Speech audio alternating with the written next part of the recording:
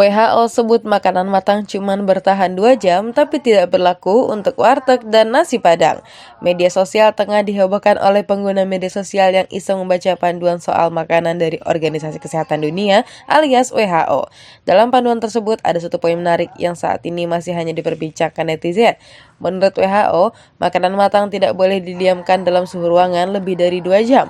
Hal ini dikarenakan adanya resiko pertumbuhan bakteri patogen yang dapat menimbulkan racun dalam makanan tersebut sehingga berbahaya untuk dikonsumsi. Istilah tersebut biasanya disebut dengan nama food danger zone ketika bakteri penyebab bakteri berkembang dengan cepat di suhu 5 derajat hingga 60 derajat. Dalam suhu tersebut, bakteri sudah menggandakan jumlahnya dalam waktu 20 menit. Poin menarik dari panduan penyajian makanan yang baik menurut WHO ini ternyata tidak betul berlaku di Indonesia. Netizen mencontohkan makanan warteg dan nasi padang yang didiamkan dari pagi hingga sore bahkan malam.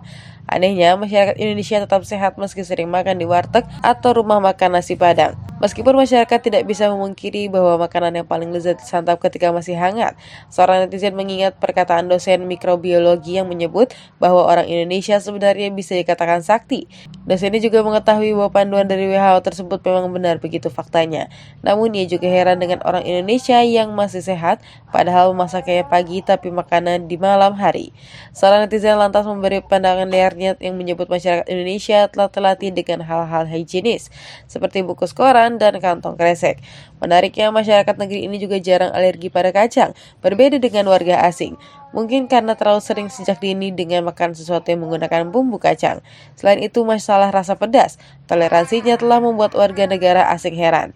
Rasa pedas bukan hanya untuk kompetisi, warga Indonesia telah menjadikannya lifestyle meski tidak disarankan oleh medis. Netizen hanya berpendapat bahwa standar makanan yang diterapkan WHO mungkin hanya western. Sebagaimana diketahui bahwa makanan berat lebih simpel dan jarang memakai rempah-rempah. Berbeda dengan masakan Indonesia yang kaya akan rempah-rempah, meski hanya masak nasi goreng. Netizen menduga rempah tersebut bisa memperlambat pemasukan makanan dan pertumbuhan bakteri. Orang Indonesia memang suka menggunakan rempah bukan untuk makanan saja, tapi bisa untuk mengusir nyamuk hingga tikus.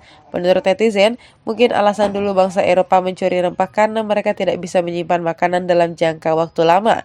Hal tersebut karena belum adanya teknologi lemari pendingin alias kulkas. Sebagian netizen meyakini bahwa tubuh orang Indonesia punya adaptasi bagus untuk menyesuaikan dengan makanan yang dikonsumsi.